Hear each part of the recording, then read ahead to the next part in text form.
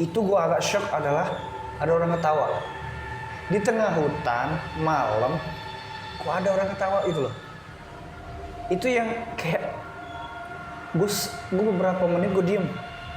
Di situ pertama kalinya gue ngerasa orang-orang cerita tentang gemelan itu emang ada. Pertama gue mencoba buat diem itu mastiin ini suara curug atau suara gemelan. Samar-samar banget, bener-bener samar-samar kayak orang gemelan. Lama-kelamaan gede suaranya dari arah curug. Assalamualaikum warahmatullahi wabarakatuh. Balik lagi bersama gue Ali di ngobrol.com. Semoga kalian semua selalu dalam lindungan Allah Subhanahu wa taala dan juga selalu dijaga dalam keadaan apapun. Alhamdulillah ya teman-teman. Sekarang gue lagi berada di salah satu kafe, yaitu bersama dengan teman gue, Bang Vino. Halo Bang, gimana kabarnya? Sehat? Alhamdulillah sehat. Bang Vino ini teman gue di kampus ya, di Tangerang Selatan. Oh iya guys, jangan lupa untuk subscribe, like, and comment di ngobrol.com supaya kalian gak ketinggalan video maupun setiap hari uploadan kita ya. Bang Vino, kali ini di ngobrol.com abang pengen cerita apa nih? Kasih boleh tahu. Cerita itu beberapa bulan yang lalu sih. Jadi itu benar-benar pengalaman yang ngebuat gue tuh merasa bahwa hal itu emang ada, kayak maksudnya kayak goib. Berarti baru-baru ini nih? Iya. Yeah. Nah teman-teman, cerita dari Bang Vino ini hot news nih ya, baru-baru terjadi nih. Yaudah, mungkin tanpa berlama-lama langsung saja kita saksikan ceritanya dari Abang Vino. Anak putu dan istana marau wong tuwa aja padha sembrana kudu jujuran was padha. Sebab uripmu sedih kedatangan kuasa. Sebab ono sing duwe jiwa manusia iku bakal seto.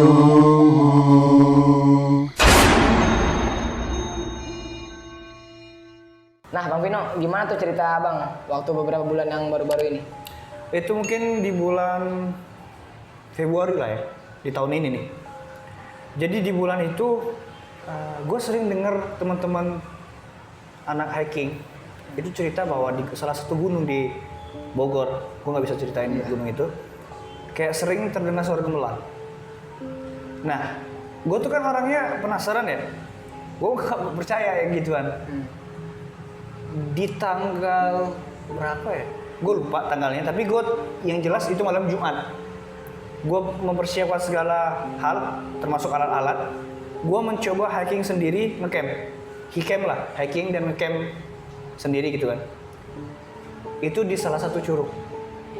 Itu memang awal-awalnya gue agak, wah ini kalau gue sendirian nih agak ngedown juga gitu kan. Karena benar-benar di dalam hutan, di tengah-tengah hutan gitu loh. Karena tempuh jalan dari Bogor aja ke tempat itu sekitar 2 sampai 2,5 jam. Udah sampai itu tempatnya. Itu gue sampai maghrib. Jalan dari pos 1 ke tempat ngecamp itu sekitar 15 menit atau 30 menit, setengah jam. Nah, pas gue jalan, gue tahu kalau itu malam Jumat gitu. Ngerti gak sih rasa lo diikutin orang gitu loh? Ya, tahu paham. Iya kan? Itu yang pertama kali gue agak sedikit down. Gue udah panik, panik di saat itu. Gue udah siapin besok. Gue kira itu orang, maksudnya kayak gue lebih takut secara fisik gitu loh, berhadapan ketimbang yang goib. Gue tetap merasionalkan itu. Itu gangguan pertama yang gue alami. Terlepas semua itu gue tetap merasionalkan lah, entah halusinasi gue sendiri. Sekitar jam 7 7.15 kalau nggak salah, gue buka tenda. Tapi masalahnya bukan tenda ya, maksudnya kayak hammock. Itu gue agak shock adalah ada orang ketawa. Di tengah hutan, malam, kok ada orang ketawa itu loh. Itu yang kayak, gue beberapa menit gue diem. Karena gue kayak shock gitu. Lo kira nggak masuk logika lagi? Iya, di tengah hutan, malam, kok ada cewek ketawa. Dan suara itu jelas banget di balik-balik pohon. Gue tetap mencoba buat mengalihkan pikiran gue tuh supaya gue nggak takut gitu. Walaupun sebenarnya gue udah jiper juga ya, maksudnya kayak ini udah aneh gitu loh. Udah mulai ngedistract lu nih. Iya, udah mulai distract karena malam itu udah memang udah, karena di kaki gunung tipis-tipis embun tuh udah turun. Dan juga setelah gue cari kayu bakar, gue balik lagi tuh ke hammock. Gue susun dan gue mulai bakar api unggun. Gue makan segala macem. Nah sekitar jam 10 jelas banget itu suara keulang lagi, ketawa. Sama-sama ketawa itu di arah balik pohon. Gue mencoba buat merealisasikan lagi bahwa itu halusinasi gue. Gue udah kalang kabut juga tuh. Kayak, wah ini bahaya nih. Kalau bener-bener itu. Terus gue coba merasionalkan terus. Sekitar jam 10 ke 11, gue mencoba buat mencari minum di bawah curug. Jadi curug itu dari kemah sekitar 15 menit juga lah. Gue jalan.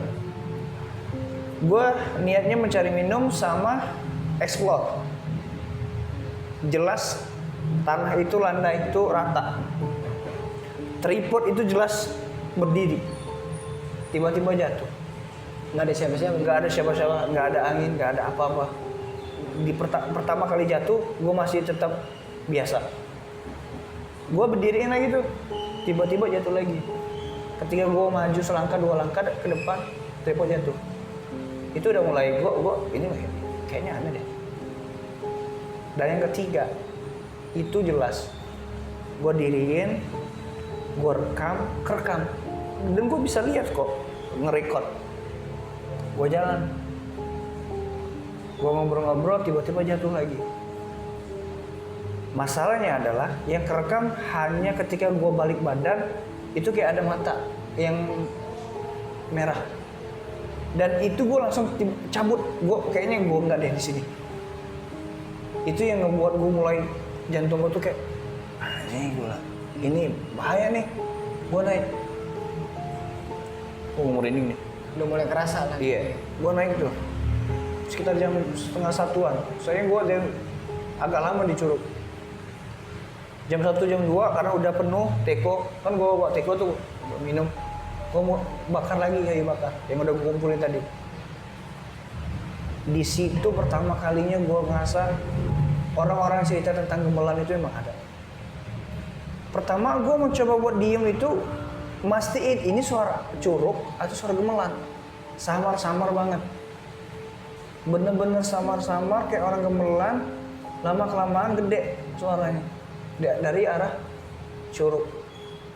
Itu udah, gue udah diem, cuman gue senyum karena emang beneran ada itu loh.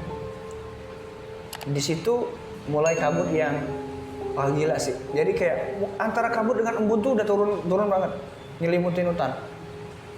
Jadi gue mulai naik ke hammock gue itu. Sekitar jam berapa ya? Gue lupa sih kalau ukuran waktunya. Hujan. Pada saat hujan. Saat itu hujan, hujannya gerimis-gerimis gitu.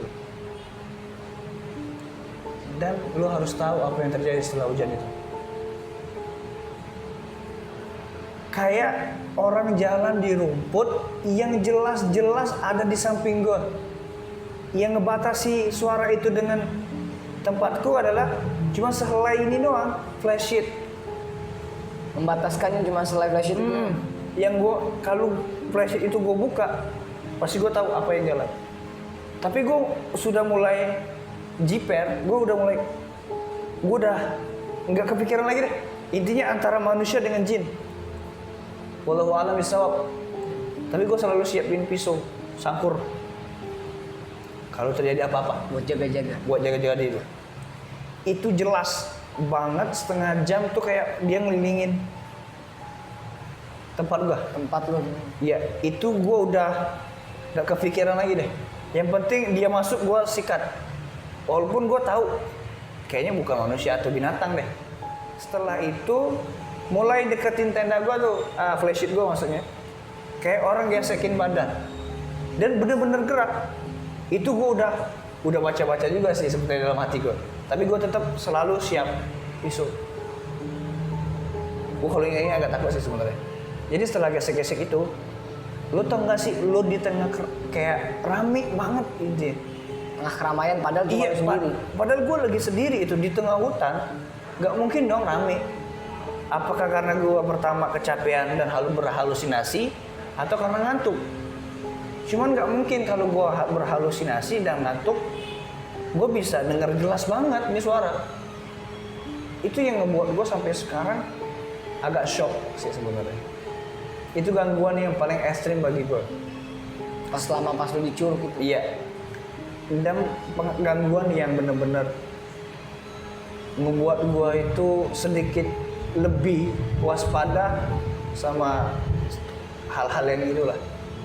Hal goib lah. Iya. Mungkin itu sih, Li. Mungkin gue mau nanya bang, beberapa dari cerita lu tadi, yang waktu lu pergi ke Curug, salah satu daerah Bogor, yang lebih tepatnya di bawah kaki gunung. Iya. Ya. Nah di situ kan yang pertama tadi lu cerita, pas lu nyampe di Curug itu, lu denger banyak suara-suara, ya kan? Setelah lu denger banyak-banyak suara, sebenarnya lu sempet menyelidiki nggak sih sesuatu suara itu bersumber dari mana awalnya? Awalnya gue tuh meyakinkan bahwa yang ketawa-ketawa gitu, yang kayak suara cewek itu adalah musang. Karena gue beberapa waktu tuh gue pernah nonton kayak vlogger binatang gitu, hewan-hewan gitu. Dan ada yang namanya musang itu, ada yang ketawa. Tapi masalahnya ketika gue mencoba buat mendekati dan gue lempar pakai kayu, itu nggak ada yang lari. Biasanya kalau hewan pasti lari dong. Iya. Benar. Itu nggak sama sekali nggak lari. Jeda ketawa itu sekitar 1 menitan. Itu yang pertama kali yang buat gue distract tuh itu. Cuman gue tetap merasionalkan sesuatu aja lah supaya gue nggak takut. Walaupun di sisi lain mimik muka gue udah masih dibilang udah pasti takut. Udah nggak karuan lah. Iya gitu udah ya. itu. Nah untuk yang kedua, tadi lu juga sempet cerita pas lu kan lu ketika di Curug itu kan lu bawa tripod ya. Nah tripod yang buat lu ngevlog atau lu video. Di situ tripod lu kan lu cerita jatuh ya sebanyak 3 kali lah. 3 kali atau 4 kali gue lupa. Nah itu ketika tripod lu jatuh, memang posisi udah nggak ada orang kan, cuma lu doang di tengah-tengah hutan itu. Jam 10 sampai jam 12 malam itu siapa sih main di Curug? Ya, nah yang jadi pertanyaan gue itu ketika tripod lu jatuh-jatuhan selama lebih dari 3 kali, itu lu sebelumnya ngelihat nggak sih atau ibarat ngerasain nggak sih ada sosok atau ada apalah tertentu di situ? Oke, jadi gue mencoba jelasin Curugnya ya. Jadi Curug itu kita jalan harus turun tuh. Turun, nah di sini Curug nih. Ini Curugnya. Seberangan gua itu pohon gede. Ya nggak gede-gede banget lah. Cuman gua ngerasa kayak gimana sih kalau kita diawasin di gelap-gelap? Iya. Gua takut itu binatang, hewan lah. Tapi gua tetap mencoba buat memberanikan diri. Walaupun gua udah jiper juga itu, udah duk jantung. Nah, gua tancepin, jelas gua tancepin kok ujung tripod gua. Itu bisa jatuh sampai 3 kali apa 4 kali, gue lupa. Nah setelah jatuh yang ke terakhir, yang kerekam kan cuma 1 doang tuh, itu pun ngeblur. Nah pas bener di akhir video, lo tau gak sih kalau orang ada mata merah di belakang kayak gini. Oh itu waduh gue jiper tuh. Tau gak sih merahnya itu kayak orang rokok tuh yang apa sih yang dibakar, yang disulut api? Iya, kayak bara-bara rokok. Itu 2 jelas gua di pohon itu jelas gini. Nongolin lah dia itu. Gua langsung nak cabut. Itu udah gua nggak ngain lagi. Gua takut hal-hal yang enggak ada lah gitu lah. Gue udah gue merinding mulu kok di cerita hal-hal itu. yang menurut lu cukup ekstrim lah di situ Iya, ya. itu yang sedih bagi gue. Nah, untuk yang terakhir nih Bang, kan lu cerita ada kayak semacam orang gitu kan, ketika lu lagi ngelilingin daerah flashit lu itu, ketika pas hujan itu juga ya. Iya, itu bukan hujan gede, hujan gerimis. Nah, ketika pas hujan gerimis itu kan orang tersebut ngelilingin flashit lu itu sebanyak kurang lebih setengah jam lah ya. Iya. Nah, itu sebelumnya lu dikelilingin sama orang tersebut, itu lu sebelum-sebelumnya udah ngerasa diikutin belum sama orang atau gimana? Kalau diikutin iya sih. Mungkin karena halusinasi aja juga ya. Karena sampai di pos 1 itu tuh jam 6-an lah maghrib. Nah, jalan ke tempat ngecampnya itu setengah jam. Dan di situ gue ngerasain diikutin. Kayak ya gimana sih diikutin orang gitu loh. Cuman gue tetap merasionalkan itu semua, mungkin karena gue capek. Gue tetap lanjut, gue nggak mau lihat belakang. Itu yang membuat gue jiper.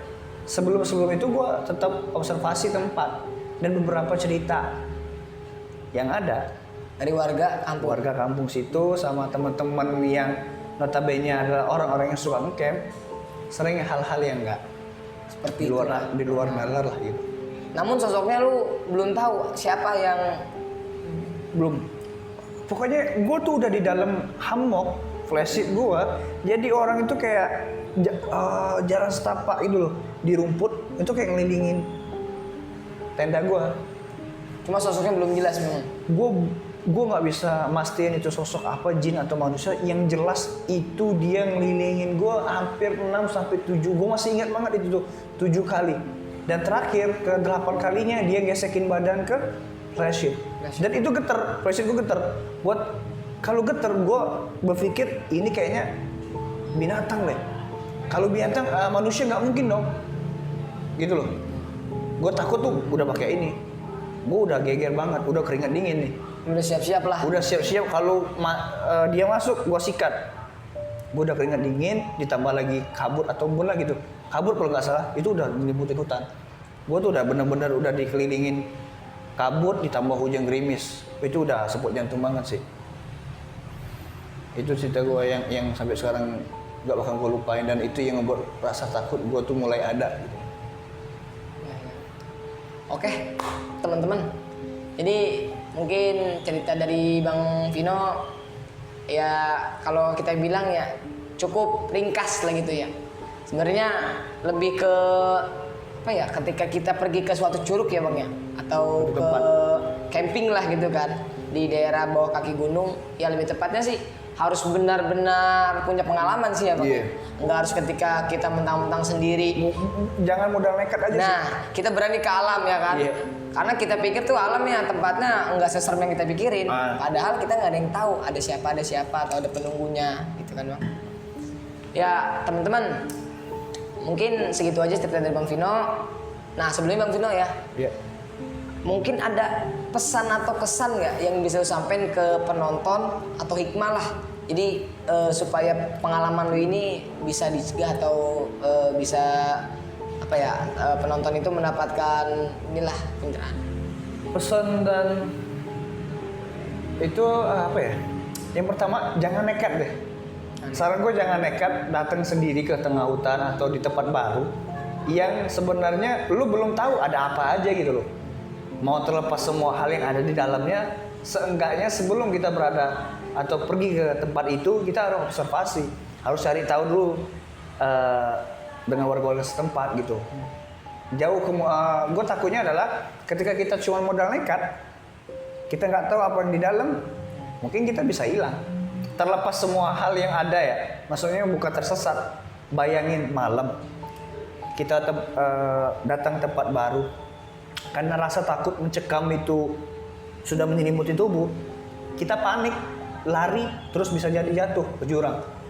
Udah tambah riskan ya. Lebih riskan itu. Makanya jangan nekat-nekat aja sih sebenarnya. Harus tahu dulu, observasi dulu tempatnya itu seperti apa, sekitarnya itu gimana gitu. Dan yang kedua adalah mencoba untuk melawan rasa takut itu sendiri.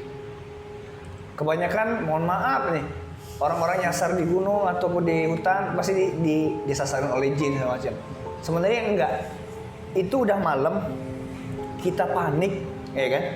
Udah nggak mikir lagi tuh, jalan aja keliling sampai pada akhirnya jin setempat disalahkan gitu. Karena ya itu tadi rasa panik membuat kita udah nggak kepikiran yang lain, bisa jadi jatuh ke jurang, mati, bukan karena dibunuh jin dan segala macem, hanya di film doang, tapi karena rasa panik yang membuat kita terbunuh. Itu doang sih saran gua.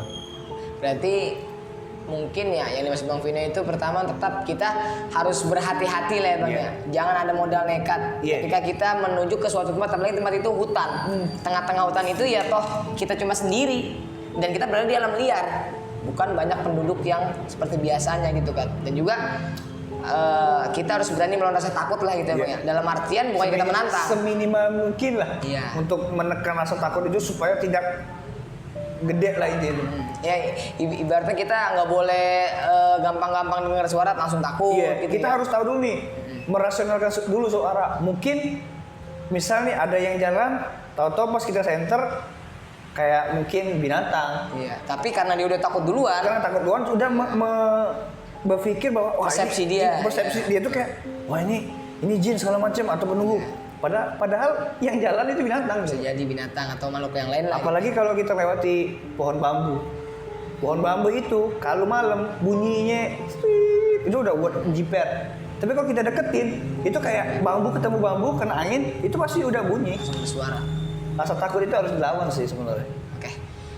Oke, teman-teman, alhamdulillah. Yang penting sih menurut Bang Vino yang bisa gua gabungin, jangan pernah lupa sih Bang ya. Jangan pernah lupa buat berdoa. Iya itu pasti. Wajib ya dimanapun kita berada, ya kan?